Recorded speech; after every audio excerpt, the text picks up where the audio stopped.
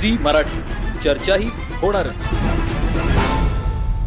Sangli Kolhapur bypass मार्गावरील कोथळी फाटा ते निमशिरगाव दरम्यान अपघातांचं प्रमाण वाढत असल्यानं गरजेच्या ठिकाणी तातडीनं गतिरोधक व बेलकर बसवावेत अशी मागणी परिसरातील ग्रामस्थांनी सार्वजनिक बांधकाम विभागाकडे केली। ही मागणी मान्य न झाल्यास 7 मे रोजी सकाळी 9 वाजता कोथळी फाटा इथं रास्ता रोको आंदोलन करण्याचा इशारा देण्यात आला।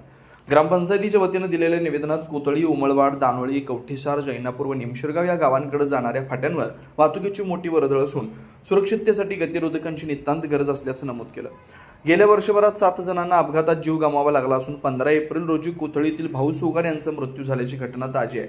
त्यामुळे प्रशासनानं तात्काळ उपाययोजना कराव्यात, अन्यथा आंदोलन अपरिहार्य ठरेल असा इशारा देण्यात आला। हे निवेदन सार्वजनिक बांधकाम विभागाचे कनिष्ठ अभियंता विनायक शिंगाडे यांना देण्यात आलं। यावेळी माजी उपसभापती राजगोंडा पाटील, ऋषभ पाटील, शरद कांबळे, श्रीकांत पाटील, सुनील खवाटे, कुमार सुतार, विलास कोरवे आदी उपस्थित होते। निवेदनाची प्रत जयसिंगपूर पोलीस ठाण्यासह संबंधित विभागांना देण्यात आली। सी मराठीसाठी निमशिरगावहून गोमटेश पाटील।